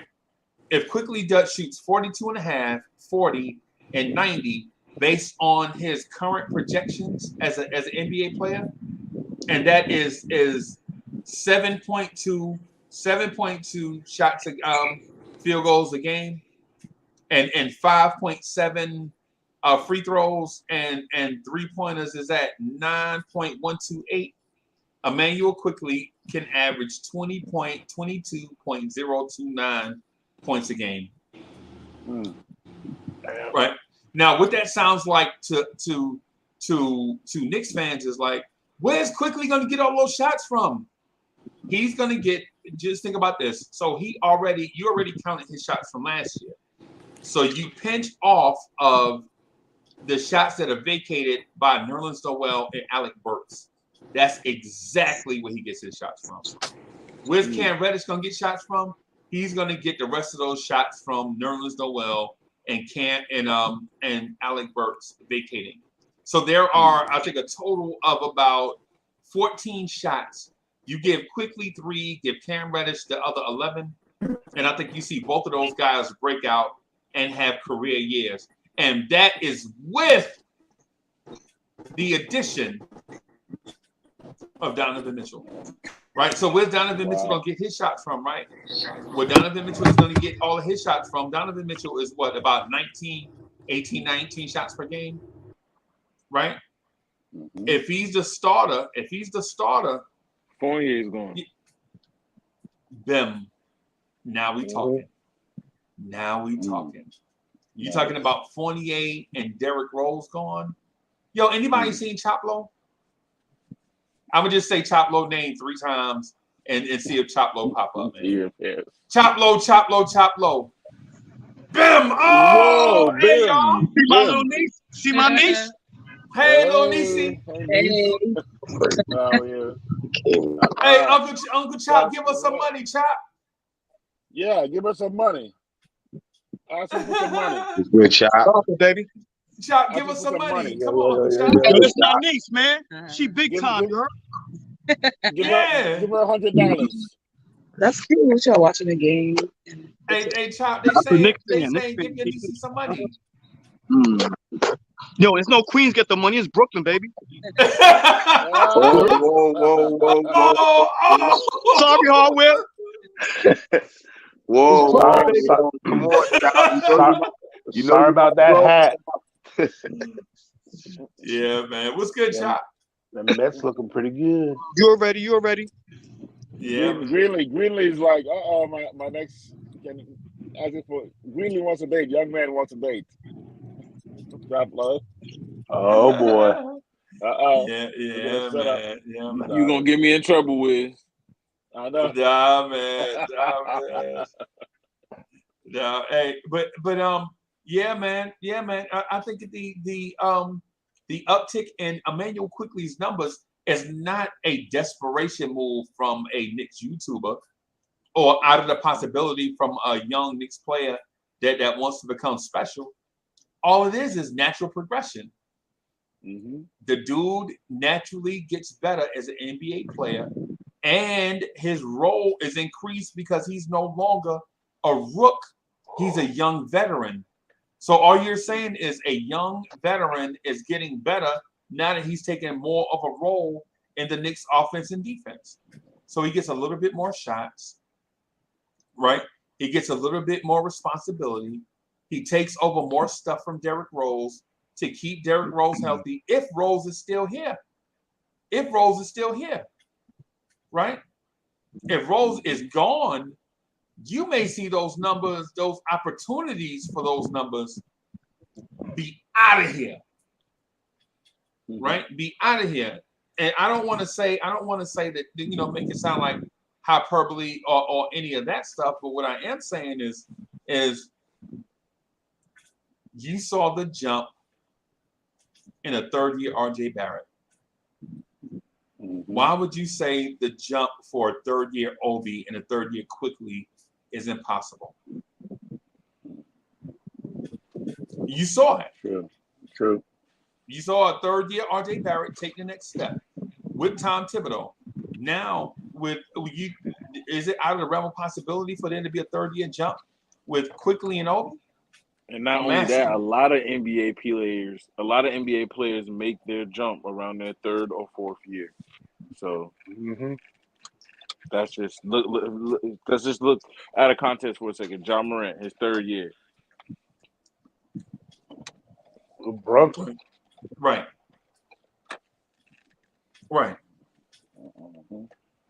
I'm just saying, bro. When you look at things for what they are, as opposed to looking at things in that negative perspective, or in a negative perspective, I think you can see. I think you might be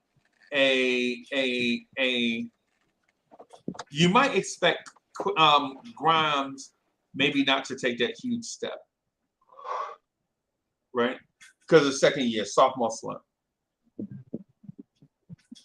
I'm not saying Grimes is a bust. I'm just saying if you look at second year players, a lot of second year players have a sophomore slump. You can even say Emmanuel Quickley had a sophomore slump last year, right? But if you look in long term about what Grimes can be long term, like in his third and fourth year, he might be out of here. Now you're looking at RJ out of here, Quickley and Grimes Quickley and Obi out of here, and Grimes. Now you're looking at, I believe, the children of the future. You know what I'm saying? You know what I wanted to say in reference to Grimes? Do got to give him a little credit, even though I don't see that he's really there to the point where I'd be like he's a starter. But he did crack Tibbs' lineup, early on. Yep. And I think with Brunson here, he's gonna play better. Right. Because what he does, and he bring defense, so he's gonna advance even more if he's on that team with Brunson. I could say that for sure. Right. Faster, I think, and even with RJ as well, because like I said, he fell into the same problem, not having a point guard and not being able to do what he really do well. You know what I mean? So I think Grimes gonna have a faster jump if he's still on the team.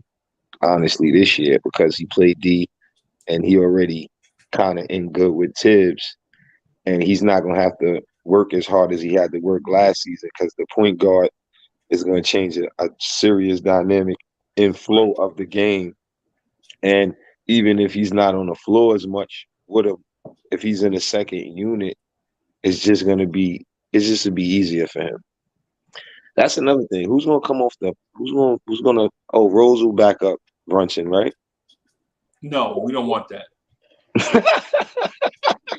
We don't want that. We don't want the first person off the bench to be an old man. We don't want that. It don't mean Brunson gonna be the first to sit though. I mean, no, I'm saying who's gonna replace Brunson? Like who's gonna give him a rest? Quickly, think about what I'm saying. Because even think about what I'm saying is whether it's Brunson or Mitchell, because what happens is if Mitchell is the first off the floor, right? That means that the first guy off the bench, is it going to be Quickley or Grimes? Y'all know Grimes is not playing over Quickley. Y'all know that, right? Y'all know that. What Tibbs will do is play whether I like it or not. Y'all know that. Y'all know Grimes is not going to all of a sudden start getting more minutes per game over Quickley. When Quickley averaged 23 minutes a game last year, and Grimes averaged 17 minutes a game, they ain't gonna flip that. So if Quickley gets beat out by Grimes in camp, you got to include Quickley in that spider deal. Sorry, but not sorry. Yeah. Right. Yeah. Because if Quickley get beat out and he's no longer the first guard off the bench, then you got to put him in Fournier. Because now you got to play Rose and Grimes together. And I know that don't make sense in a lot of people's mind. Like, why you got to get rid of Quickley? Quickley can be the fifth guard. Quickley can't be the fifth guard, man. Your two guards, what you ultimately What you want is your 2 first-round pick guards to come off the bench together. Grimes is a first-round pick guard, and Quickley is a first-round pick guard. You want Rose to be the 5th guard, right? And if Rose is beating out both of them two, why are we keeping them? You're right, but who's gonna play the point out of those two? That's the problem, if you ask me.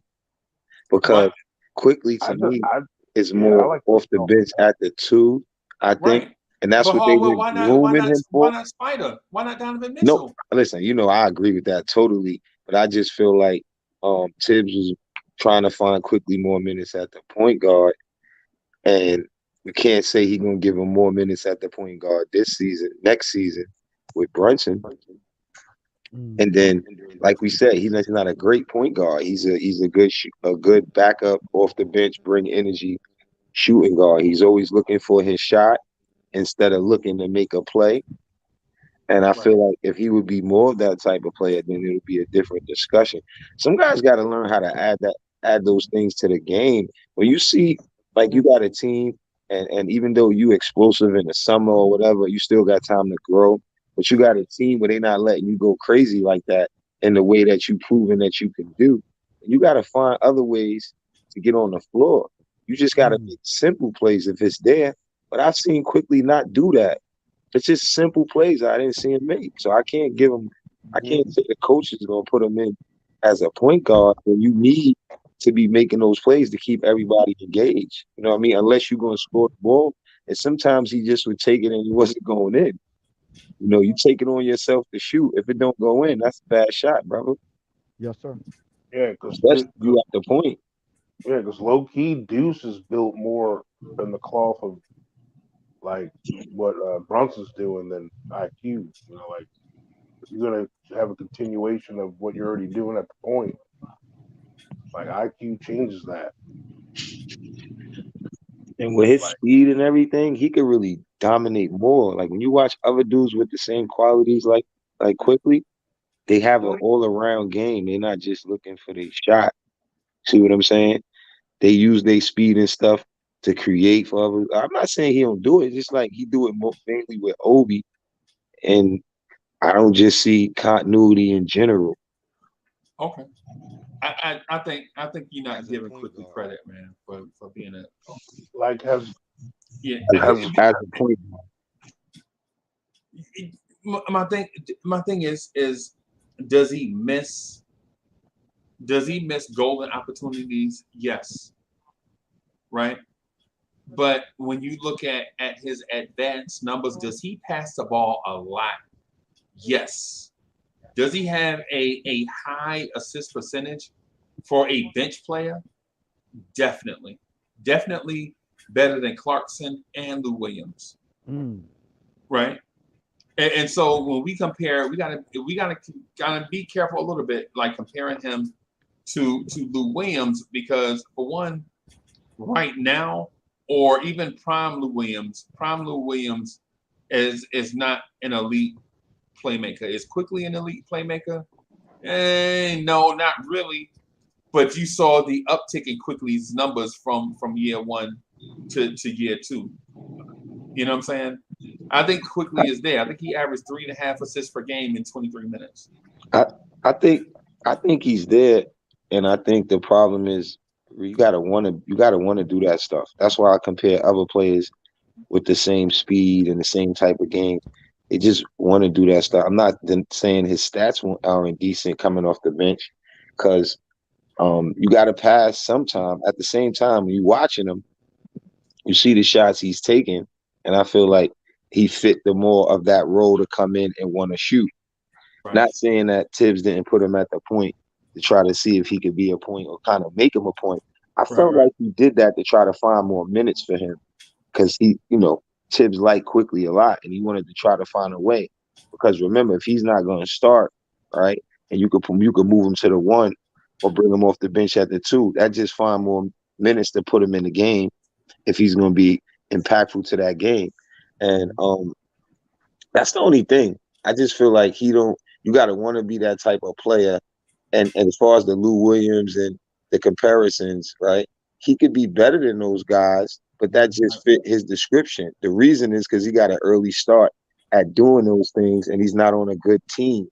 Those guys been on good teams, and that's why you seen them excel. Quickly's not on a team like that, so if you put him on a team like that, he'll excel too in that position.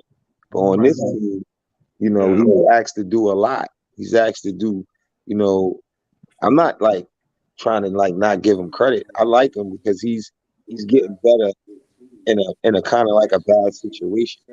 Seeing a lot of turmoil, doing, you know what I mean? So I give him credit. I'm just saying that he's not a point guard in my eyes of watching him and seeing who he is. He's not a point guard. Well, that's why I like to compare him more to like he reminds me more of like he like a more of a Jamal Crawford. You know, Crawford. He's early in his career. He was more like a 4 or 5 assist guy too.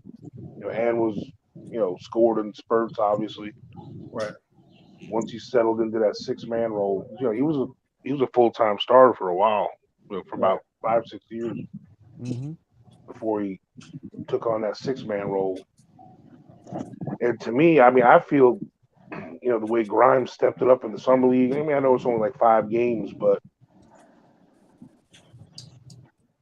let me ask you a question though. Why did I hear somebody say Derrick Rose, the 5th point guard off the bench? So we want 5 point guards?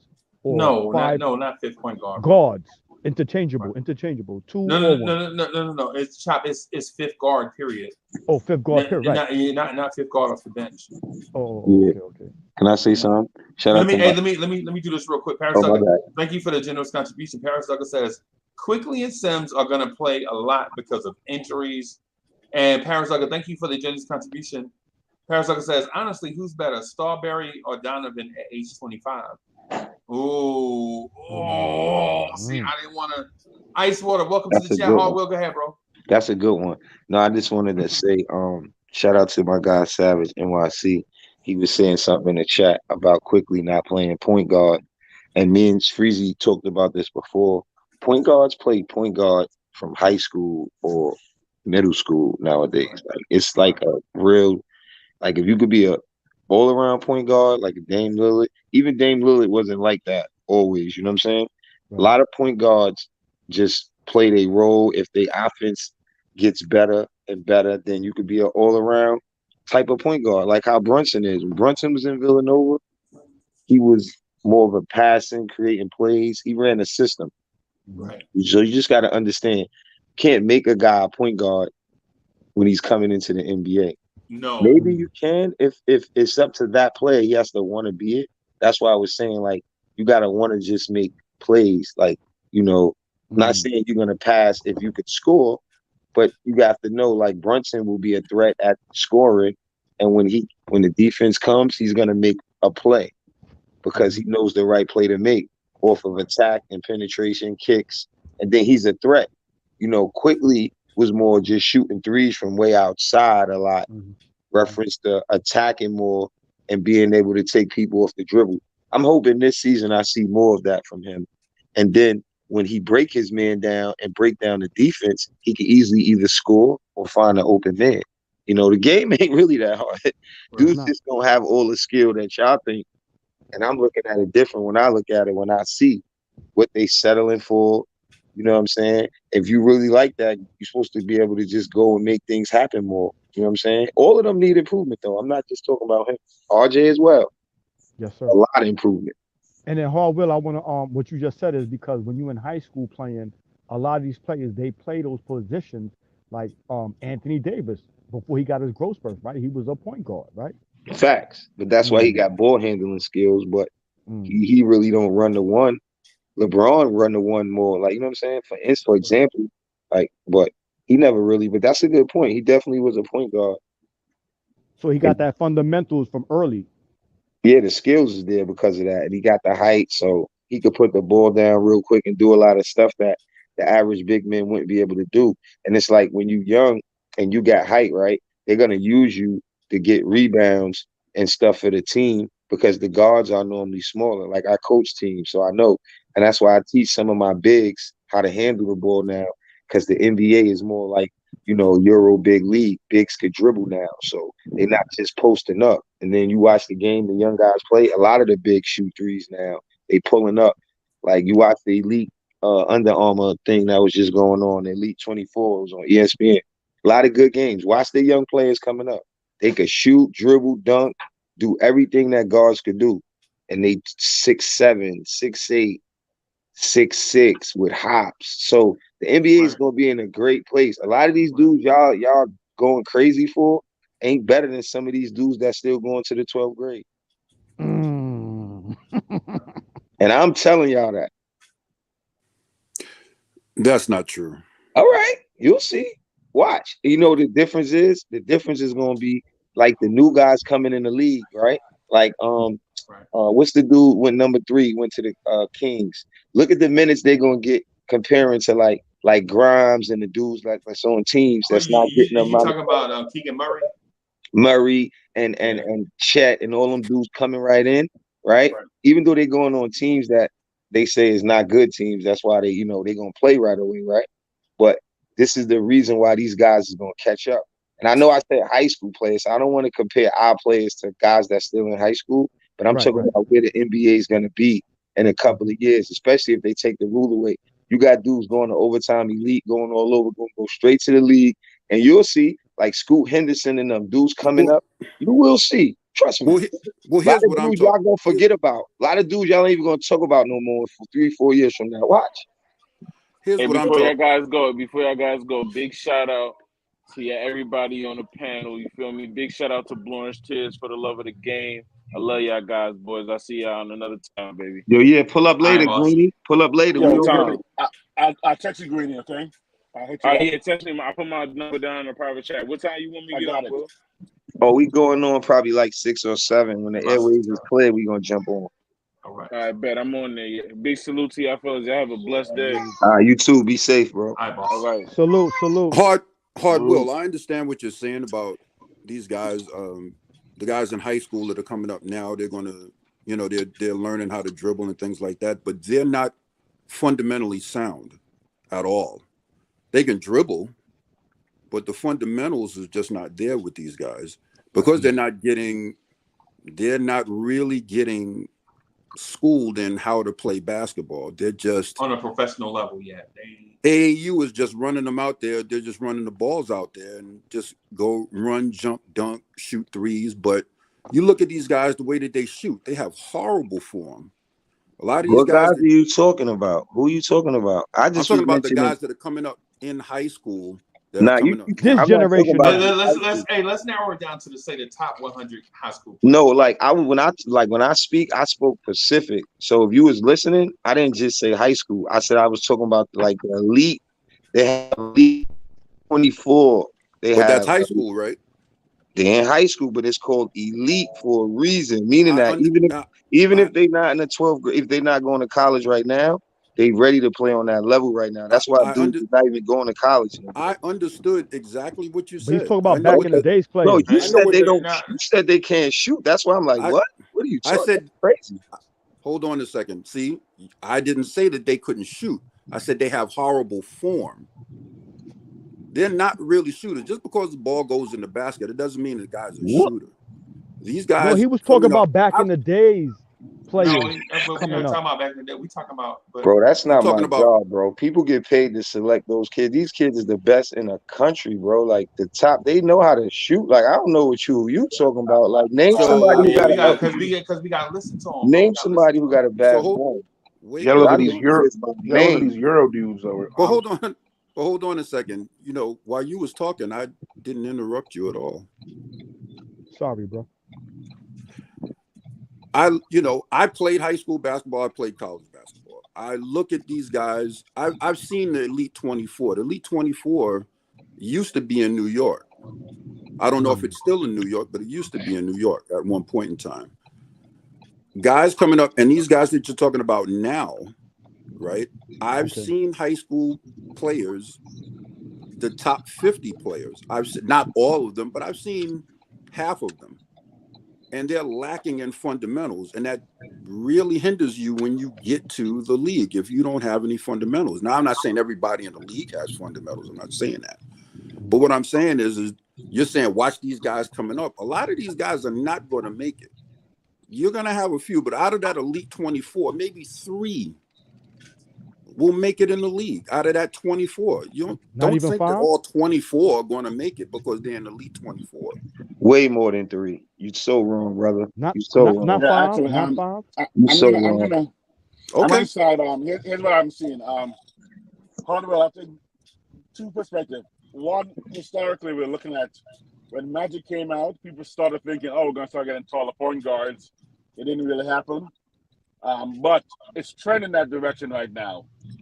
Ben Simmons almost changed the entire parameter of the league, looking for big point guards. Dyson Daniels, but both of them can shoot. So what's probably happening is you're seeing taller. But Sarge, Ben Simmons is an overseas. He came from Australia, though. You can't even compare him to. I understand. Even Dyson is also overseas. I'm just saying that trend towards taller, bigger point guards, but some of them do lack shooting skills.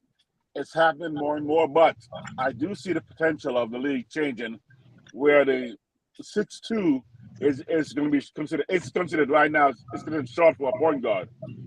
Back in the day, Mark Gasol wasn't short as a point guard, right? You're looking at guys and you're like, why is 6'1"? Why is the backcourt considered small right now with Mitchell and Brunson? When less than 20 years ago, that was average point guard. That wasn't average, but it wouldn't be an unusual point guard backcourt. But I do see the trend into taller and taller point guards and taller players, period, across the board. I mean, Charles Barkley would be looking at, I don't know where Charles would play right now in the league. Initially, power forward. One of the reasons, but height-wise, that'd be like he's 6'4", really. Charles is actually 6'4", 6'5", and that'd be like, oh, he's short for a power forward, but he still will dominate. Yeah, Chuck's 6'5".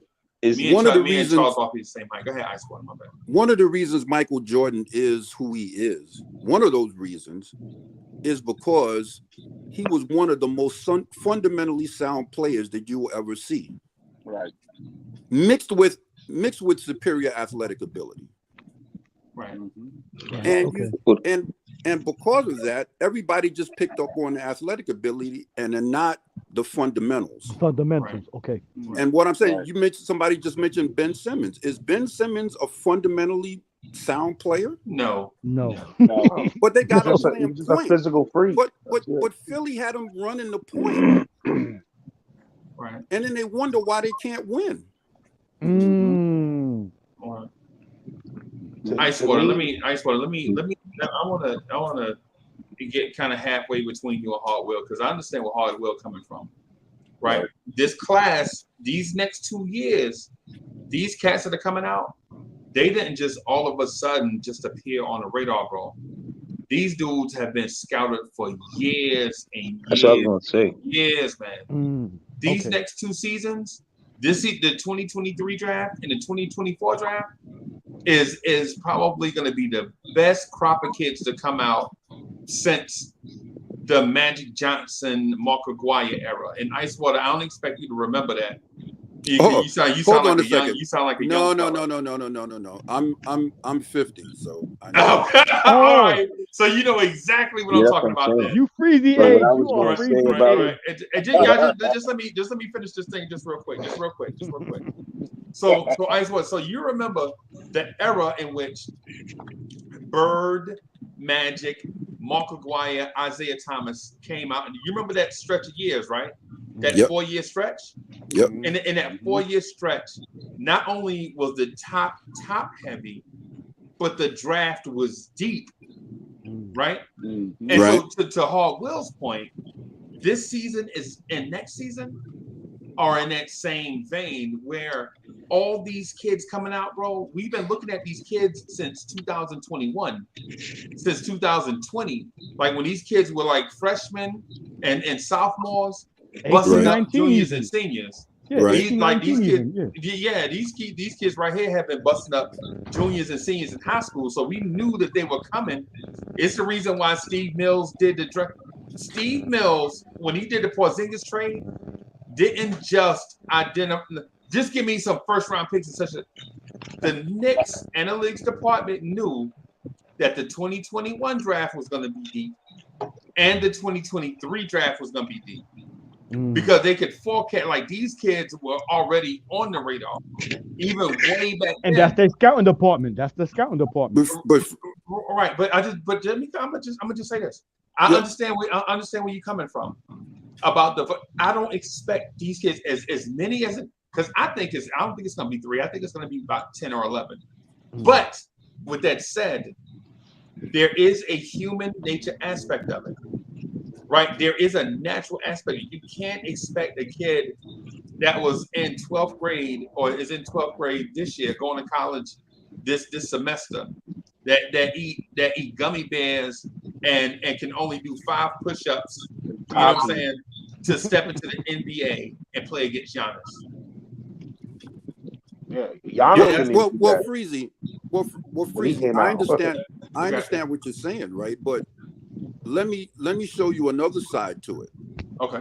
That draft that you was talking about, with Mark Aguirre and Irvin Johnson and Larry Bird and all of those. That era, all of those players that you mentioned could have left college earlier and played in the NBA right away. All of them. Yes. All of them. Why? Because they were fundamentally sound. Right. Now, back when we were in high school, the thing wasn't, well, you can't play in the NBA because you're not ready. It was because you're not ready because you're not strong enough. Not because you didn't have the skill. It was because you wasn't strong enough to play against men. Now there was grown men that came in the NBA. Now yes, it's yes. different. Now they're saying they're saying, oh, you're strong enough, but you got to learn how to play. We're drafting guys on potential now, where that wasn't before. What we were talking about, you were drafting guys, they was ready to play right away. Right, there's no G League back then. Even if you drafted a guy that only played 1 year college, he was ready to play right away. Right. These dudes that you're talking about in this Elite 24, you're drafting them projecting 4 years from now, right? 5 and years. Star potential. We're projecting star potential, right? And that's the difference that I'm talking about. Right. Okay. If you had a kid, this is why Luka is thought of like the way that he is. Everybody's raving about Luka. Luka's slow as crap, but he's fundamentally, that dude has terrific fundamentals and footwork. He was way advanced over these kids in that draft, in that aspect. So he was ready for it, and that's all I'm saying. If these kids was being, when I was in high school, I went to 5-star camp. They was teaching fundamentals in the camp. They had drills in the camp. You're not getting that now. All you're getting is AAU dudes running up and down the court, dunking on each other, and I should be a pro player. Right. Yeah, everything's like a pickup game to me. They ain't running sets. They ain't, it's all like an all-star game. Right, but I just wanted to get to the other point too, Ice Water. About let me first thank Paris Duggar. Paris Duggar, thank you for the generous contribution. Paris Duggar says Quickley is a future Vinnie Johnson at that level. Hey man, God. I think he's gonna be better. I think he's gonna be better than Vinnie Johnson. God, are you kidding me? But let me. I just want to, because people don't remember the Milwaukee. Nobody remembers the Milwaukee Bucks, Vinnie Johnson. All they remember is NBA Finals. Serious? Distance. Yeah. Let me say this to you right quick though. But what people don't remember is those kids that you just mentioned, the Magic Johnsons, the Mark Aguirres, the Isaiah Thomases. You know that they went to, unlike nowadays, cats didn't go to a bunch of small schools and expect to be a first round pick. They went to, if you were elite, you went to an elite head coach. You went to a Dean Smith, a Bobby Knight, a Denny Crum. Yes. Or I forget the dude at Marquette. What's the guy at Marquette? I forgot the dude's name. Yeah. I forgot. Carnesecca is St. John's. Hey, St. John's. Yeah. But most of the good kids went to those schools, right? And dominated on that level, right? Mm-hmm. So they learned fundamentally. The greatest. Listen, man, the greatest defender on Michael Jordan. The only person we ever seen shut Michael Jordan down was Dean Smith, his coach. That's a joke. That's the joke down here where I live at. The only person that ever shut Michael Jordan down in basketball was Dean Smith, because Dean Smith made him play fundamental team basketball. Yeah. Understand the team concept. No, you're not going for 30 tonight. You're gonna play. You're gonna pass that ball to this dude Sam Perkins. You're gonna pass that ball to this dude James Worthy, right? You're gonna pass this ball around because there's other great players out here too. You know what I'm saying? And that helped George to that thing that you said about fundamentals. Things like that is what helped Michael Jordan. And then with fundamentals in that's St. why John's for and me- Queens. Listen, Hardwell, I know you went to St. John's for summer camp. When we was kids, my brother played for Bishop Loughlin. Niggas play basketball, excuse my language, but we went to summer camp, like in St. John's University. You know when you go to camp, away for camp? We went to camp in St. John's University. And you from Queens, I know you know about St. John's summer camp basketball. Hardwell. Facts.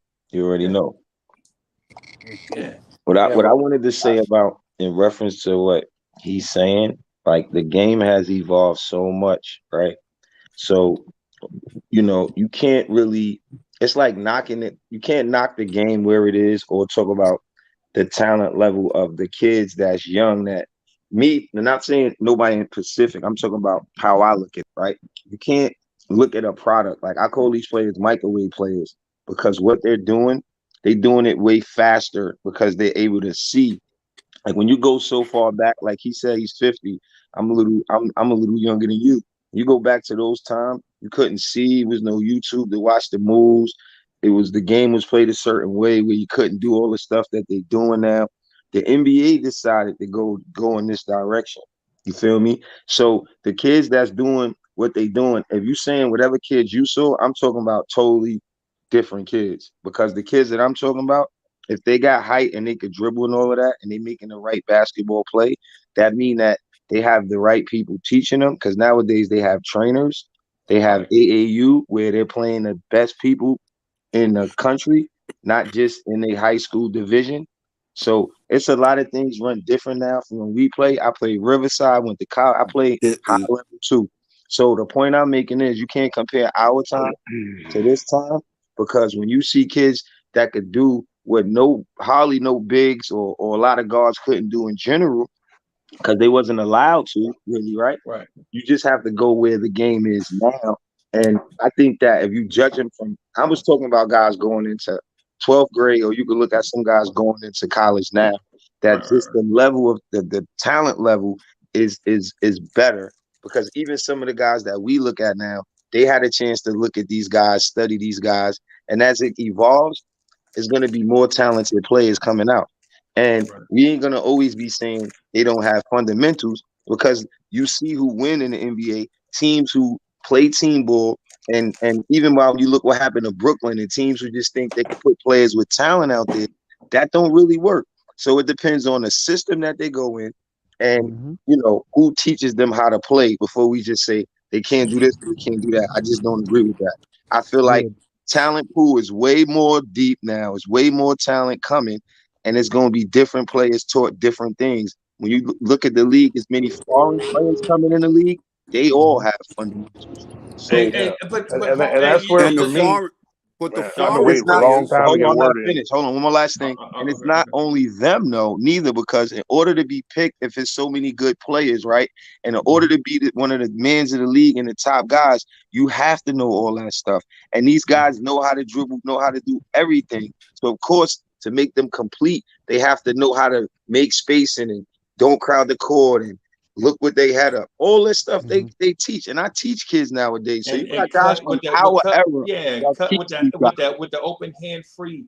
Like when I watch these games, okay, so guys, I got to get out of here because I got a team meeting in a few minutes that I got to prep for and be ready for in a few minutes. But listen, man, Hardwell, thank you, man.